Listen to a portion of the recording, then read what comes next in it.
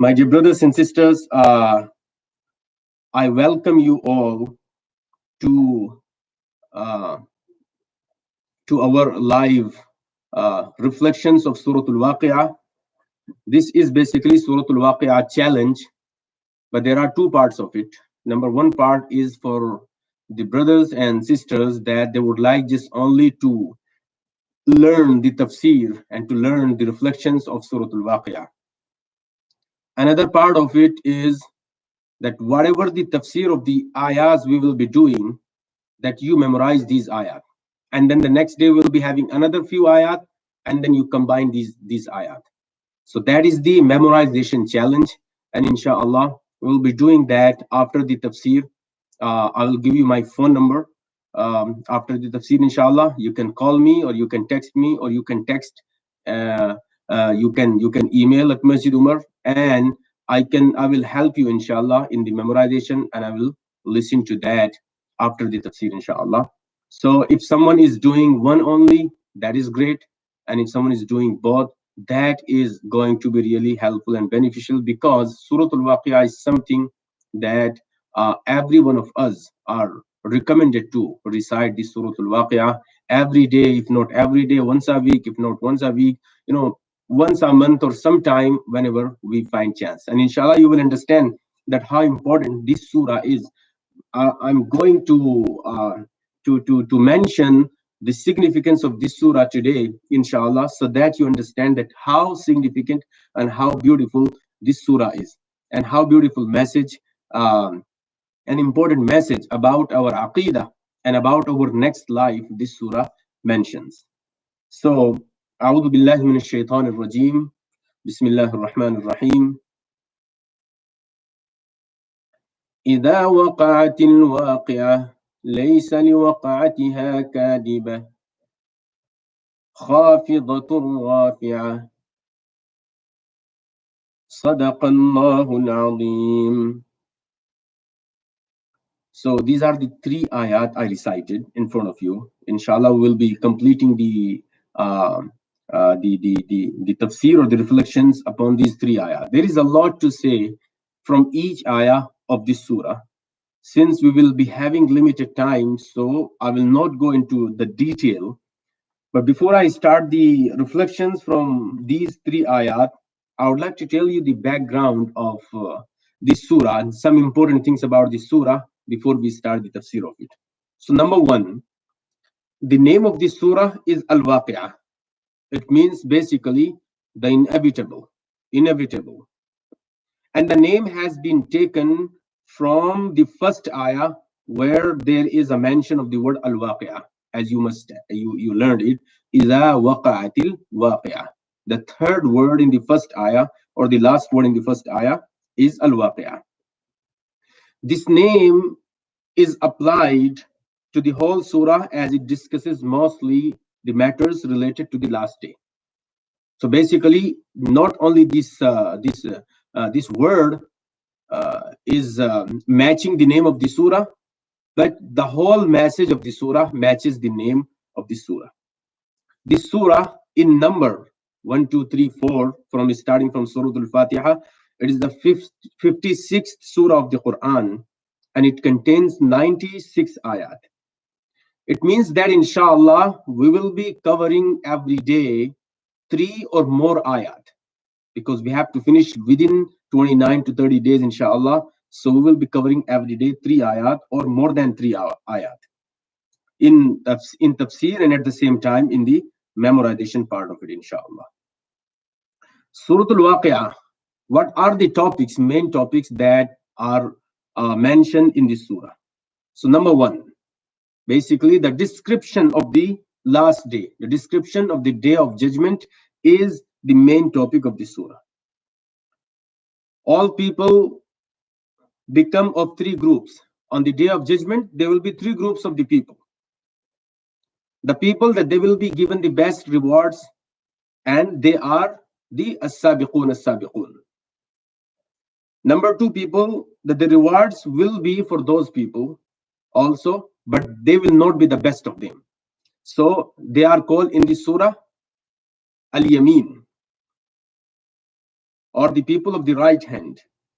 And there will be the third category of the people, and the third category will be the people who will be punished. The punishment for the people of left hand. They are the people of left hand. And also that Allah subhanahu wa ta'ala is the one who has created for you, for me, for everyone. Everything Allah subhanahu wa ta'ala has created. This is also one of the topics of this surah. The time of the revelation of this surah. The majority of the scholars and the commentators, they think that this surah is a Meccan surah. And they support their claim from the background of Surah Taha. If you remember that Umar ibn Khattab, Amir al-Mu'mineen radiyallahu ta'ala, he left Makkah al-Mukarramah and he intended to murder, to assassinate Prophet of Allah sallallahu alaihi wasallam. And then someone informed him that before you go to Prophet Muhammad sallallahu alaihi wasallam, first ask your brother-in-law and your sister. They have also accepted the message of Prophet sallallahu alaihi wasallam. So he went from there to his sister, and then when he went there, he saw them reciting Surah Taha. And when he asked, after beating them and after having all the conversation at the end, he said that, "Oh, my sister, please at least tell me what were you reciting?" And then she said that you cannot touch it. You are not allowed to touch it because you are impure. And that message which Umar ibn Khattab radiyallahu ta'ala and his sister gave, that is the message from Surah Al-Waqi'ah, La yamassuhu illa al-mutahharun. That the Quran is not touched by anyone except those people who are pure. Only the pure people can touch it. So this incident also tells us that this surah was revealed already in Makkah al-Mukarramah 6 to 7 years before the migration, before the hijrah, and this surah was revealed before Surah Taha.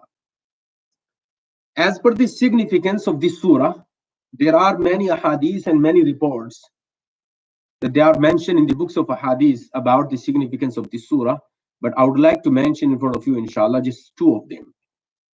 Number one is Abu Bakr as-Siddiq radiyallahu ta'ala an. He said to Prophet sallallahu alaihi wasallam that, "O Prophet of Allah, you are becoming gray. Your hair are becoming gray. What happened to you?" The Messenger of Allah sallallahu alaihi wasallam replied, "Shayyabatni hudun wal waqi'atu wal mursalatu wa amma yatasaaluna wa idha ash-shamsu kuwirat." This is the reply of Prophet sallallahu alaihi wasallam.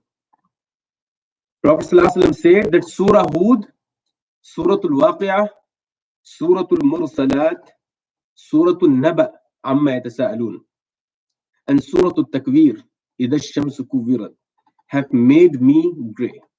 Because all these surah, they talk about the day of judgment, and Prophet sallallahu alaihi wasallam used to think about these surah and the message of these surahs.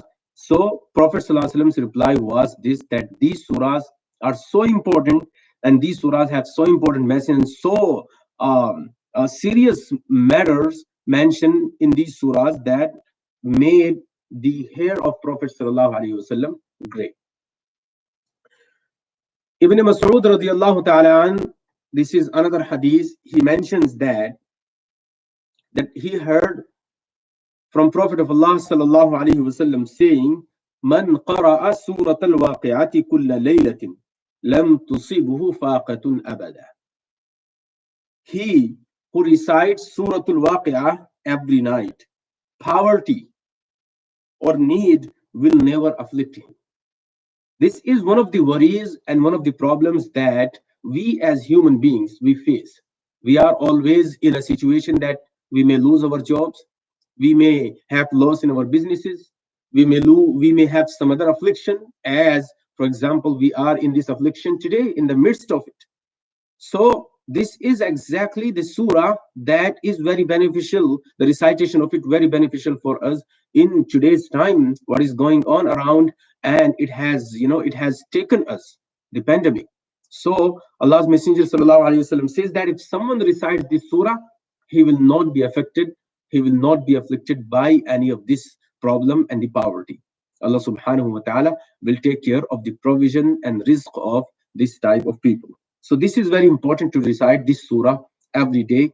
And whenever you have time, you can recite it. You can recite in the evening, in the morning, in the night time. But it is important to recite the surah, and more important is to understand the meaning and the message of the surah. Now let's go to the ayat of the surah. Three ayat, inshallah, we will be covering today.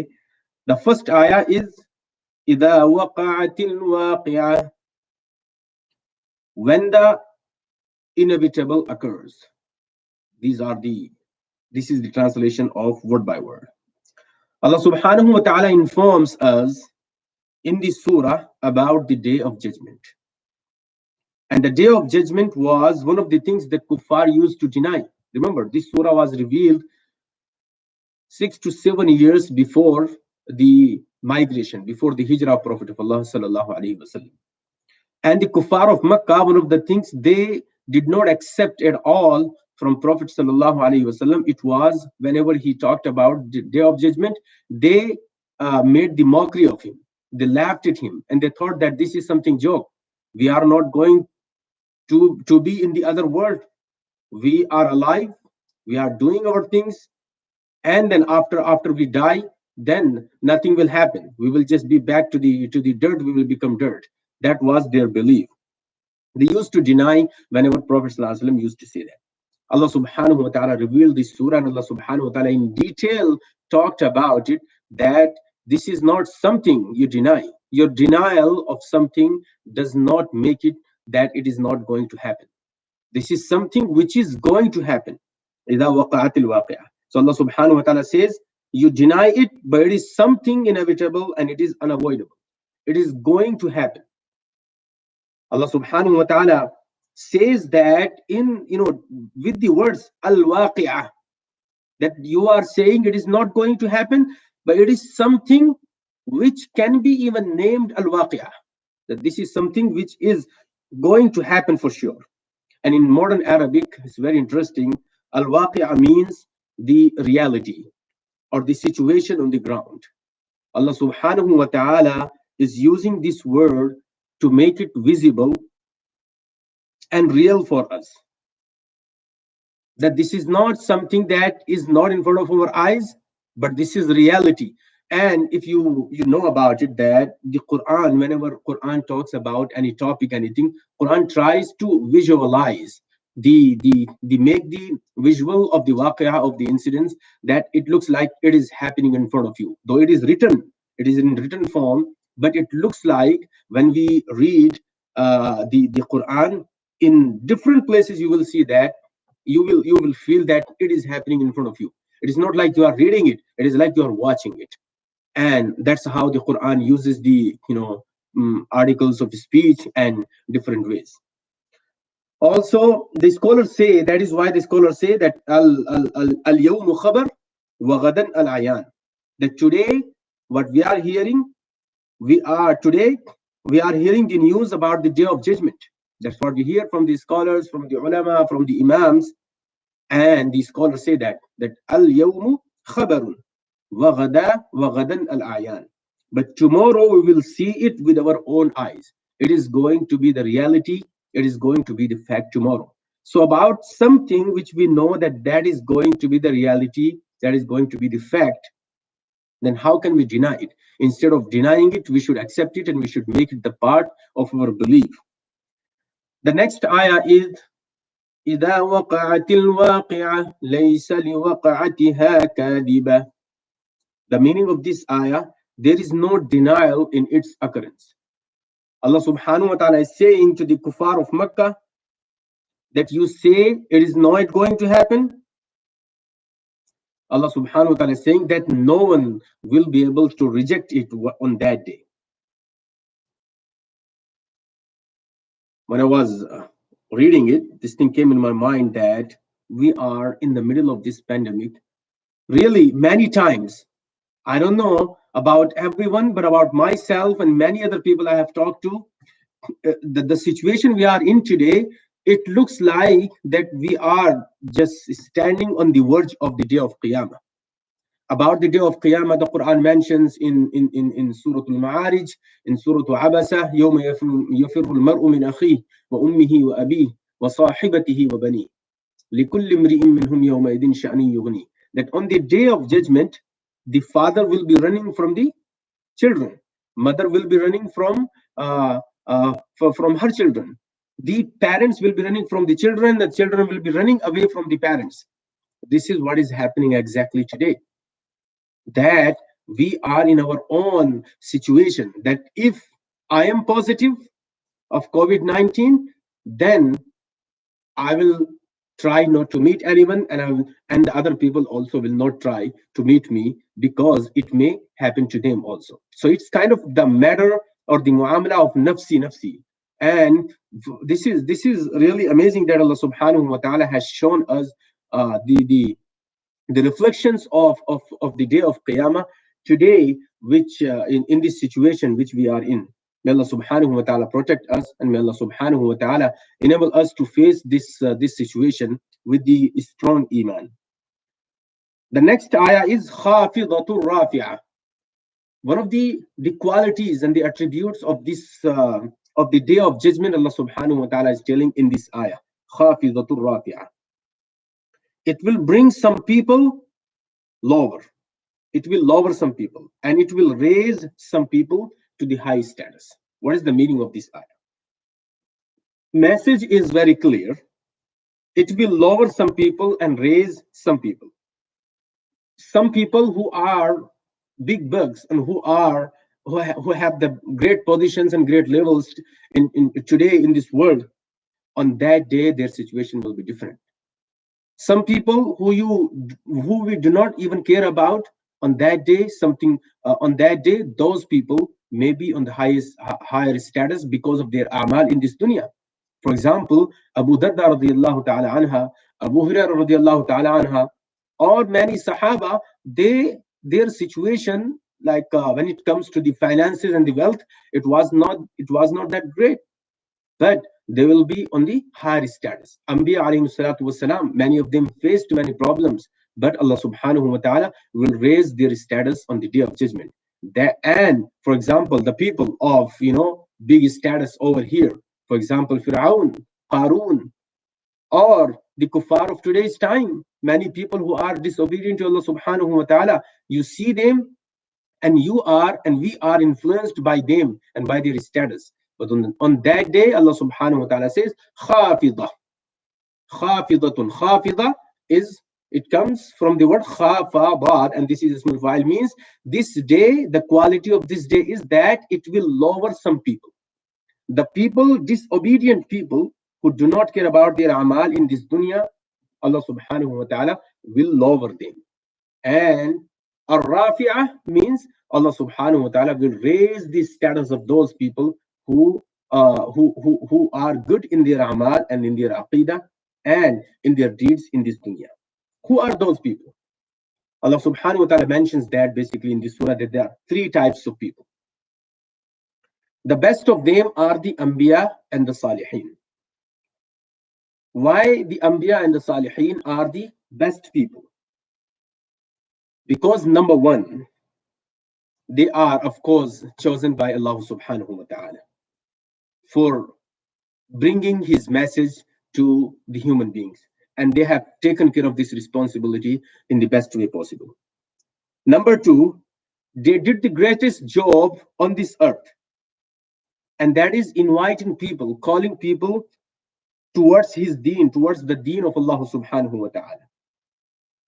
And if there had been a greater or the better work, better job than this one, which Allah's messengers and the prophets alayhi salatu wa taslim did, Allah subhanahu wa ta'ala would have given it to them, would have given it to the prophets.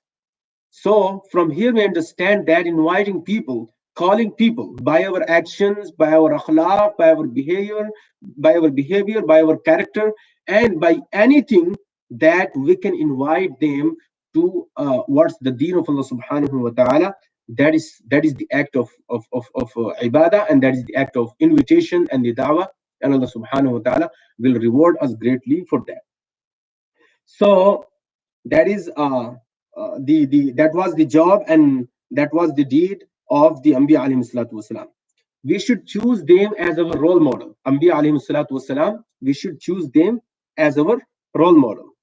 Number three, the other thing they did, they performed the good deeds and the good a'mal in this world. Because our good deeds will raise our status in the akhirah on the day of judgment. Either will the day of judgment will become khafidah for us, or it will become rafi'ah for us. I hope and I pray to Allah subhanahu wa ta'ala for myself and for all of us that Allah subhanahu wa ta'ala make us rafi'. Allah subhanahu wa ta'ala make Allah subhanahu wa ta'ala raise our status on the day of judgment instead of lower our status. And we make dua to Allah subhanahu wa ta'ala that Allah subhanahu wa ta'ala enable us to choose the prophets and the anbiya and the salihin and good people our role models instead of choosing the bad people as our role model. Choosing the bad people our role model is not going to help us even in this world and also in the akhirah. And choosing the good people, the anbiya and the salihin, is going to help us in this world and in the akhirah. That is why it is important, if you want to be the one that Allah subhanahu wa ta'ala raises our status, so we have to do good a'mal, we have to do good deeds, and we have to be the obedient slaves of Allah subhanahu wa ta'ala.